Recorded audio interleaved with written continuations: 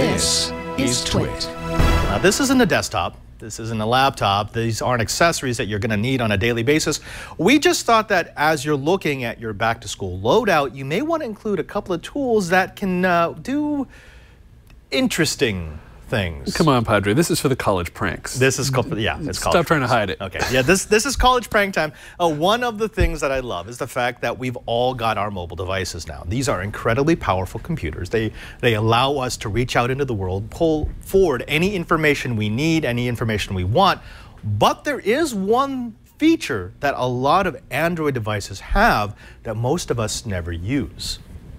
I don't have Android, so tell me what it is. It's called UVC, USB, video something or other. UVC? Oh, it's right, USB video class.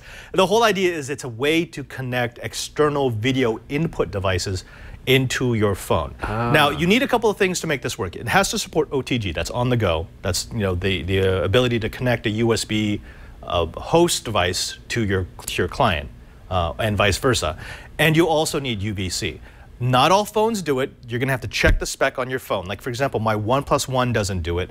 My original Samsung Galaxy S2 doesn't, but my Galaxy S3 does, the Galaxy S4, the Galaxy 5 does it, and most LG phones do it as well. So just check your spec to make sure it says UVC. If it says UVC and OTG, you're good to go. If you do support that, you actually have the ability to use your screen on your phone for things that aren't actually coming from your phone. That is incredibly powerful. Just like with the monitor on the U27, the ability to hook up that HDMI in and use the screen for another device means that's one less piece of equipment that I have to travel with me. If you have an Android phone, you have an incredibly powerful diagnostic tool that you may not be using. And by diagnostic, Patrick was right, I mean pranking. You have an incredibly powerful pranking tool that you're not using. All right, so let's take a look at a few things. First of all, I've got this LG phone. I got this off of a Slick Deals, if you could go over the overhead. Okay, we've got our screen here. So what this allows me to do is this allows me to hook up a device to the OTG port, the USB port here on the bottom, and then input video directly into my device. I'm going to use this. This is an eSheen. This is a receiver. Alex, if you go ahead and go to the link there, it's about a $20 or so device. It allows me to interface this receiver with a properly equipped Android phone or tablet. Now, this is going to run at 5.8 gigahertz, so it's not going to crowd out the already crowded 2.4 gigahertz spectrum. But let me say again, because I don't want people going out to buy this, this will not work on all devices. Be sure to check the notes and the specs of your phone to make sure it's actually going to work. This does not work at all on any iPhone, so you have to be in the Android ecosystem. Oh, man. I'm sorry, but this is how it is. I just take this and I plug it into the bottom, like so. And then I'm going to go ahead and start up the application. And this is not a proprietary application. I can actually use any application that supports UVC.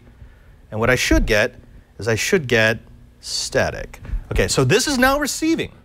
And I've got another device here. Let me go ahead and turn this on so you can see what it looks like. There we go. I've got another device. This is actually an FPV camera. There. This is not that bad. This is also 5.8 gigahertz, 40 channels. This will only output at 25 milliwatt. This can transmit audio and video, and this will run on as low as a 1S battery, a single LiPo. How about that? Alex, if you go ahead and go to the link, it's the eSheen, the third link, the $22 one. This is kind of cool because this is, well, I mean, let's say it honestly, this is a spy camera. This is designed for FPV, but this is something that I can incorporate into pretty much anything. So total, this is 40 bucks for both the 40 camera bucks. and the So receiver. 40 bucks, I have a working FPV system that goes to my phone. And by FPV system, I also mean spy system. And the quality is $40 quality, too. It is, yeah. This is not great quality. We're talking about 640 by 480. This is, yeah. And you're going to get dropouts because, again, I'm only transmitting at 25 milliwatts. This is about as low as I can go and still get any sort of reception. Let's see how far away I can get. See, that's not bad. That's not bad. But as I get further and further away, I'm going to get a bit more... oh, actually, that's pretty good. You know what? We might actually finally be able to have the TD cam. Yeah, we've been wanting to do that for a while. So this is a cool little unit, and again, not that expensive, something that I can throw into my toolkit, and it is incredibly useful. It's one of these things where I know what it's supposed to be used for, but it's just a camera that goes to my phone, and I can use that for pretty much anything I want. Yeah. Yeah? I would totally get one of these if it worked with my iPhone. Now, if you want to do something... I love the antenna, though. It's it's a Clover. Weird shaped. Yeah. One of the things that you can do, however, is if you need more power, or let's say you want to broadcast a much nicer camera than that, you can just buy the transmitter itself. And Alex, if you go to that second link, this is the Eachine TX526 transmitter. Now, this is infinitely more powerful than the transmitter on that combo unit.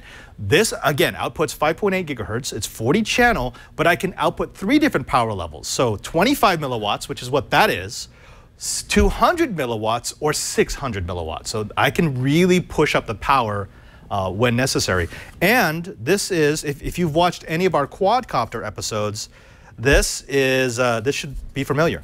This works on anything from 7 all the way up to 24 volts. I can hook up any kind of antenna to it, and I can pretty much hook up any kind of video source. So, I mean, you get to choose your poison. What do you want? Do you want high power with flexibility, or do you want something that's truly like spy class? Oh, I love the spy thing. It's kind of cool, right? The quality's terrible, but I mean, $40. The quality is terrible, but I mean, this is again, it's something for pranking or for practical security. I would never spy on somebody, but I would put a camera to watch my stuff. Actually, I have one of those in my lab right now, watching every single one of my 3D printers. And so it just scrolls through, and so I can see when the 3D printer is done with its job. You hide this thing outside your dorm room, up in the ceiling, so you can see who's at the door, and it looks down, and you're like, oh, it's that guy. That you could probably do, but I mean, if it was looking into a public area, you'd probably get expelled. So well, I mean, right outside the door. Yeah, this is back to school, not kicked out of school. That's different. We could do that episode next. Oh, the stories I could tell. But one more thing. So that's super, super useful. Here's something else that I found surprisingly useful, and it doesn't have to be disgusting. This is actually an Android OTG UVC, so it's using the same standard as this broadcast device, as an endoscope. An endoscope is... You said it didn't have to be disgusting. It's not disgusting. It's just a camera on a cable. The whole idea of this is I bought this so I could play the game at DEF CON, the box. So the idea is they have a box with several layers of security, and you have to break into it without setting off any of the security.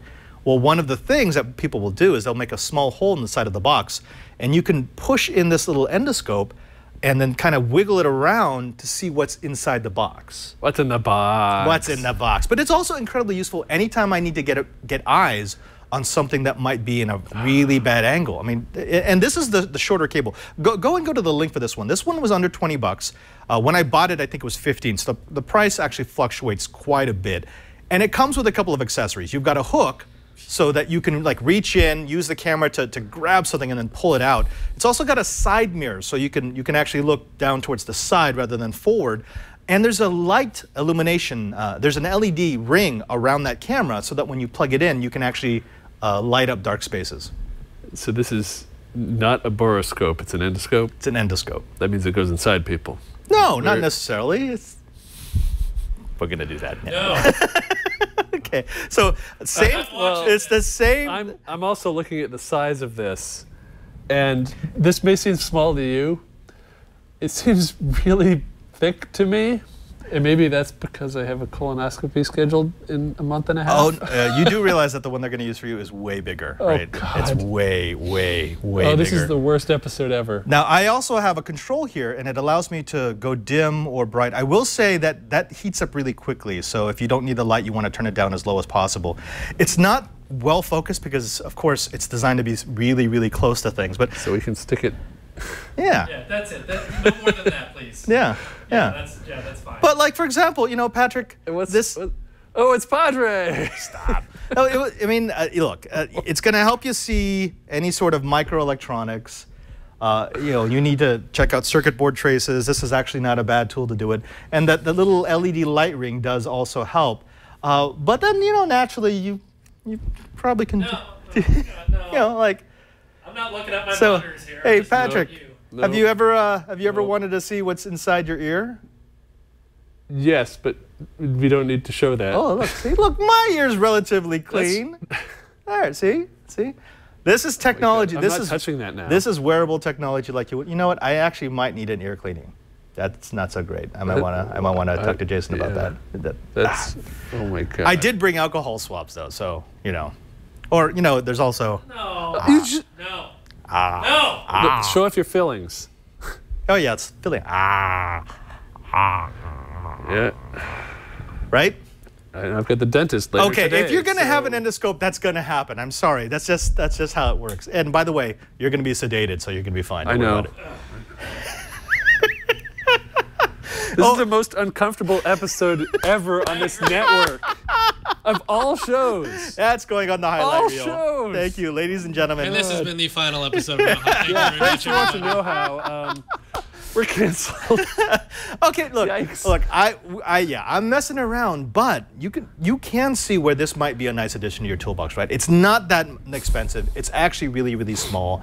And if you're doing one of these projects that needs you to see something that's really hard to see, that's the solution. I suppose. You're just really turned off by the whole inside you Yeah, thing. so Yes! stick it in all that stuff in the shelf there, not in you. No, it's well, that's not. It's not nearly as exciting. Hey, I like this camera still. This one. That's a nice. This camera. is a nice one. Good size. And You look, can stick it in things. it's wireless too, so I can just bring it over. And Ladies and gentlemen, science knows no shame. We don't must have push any more. forward, even if it means Patrick gets uncomfortable because I'm sticking cameras in my ear. I don't think it's just me that's uncomfortable here.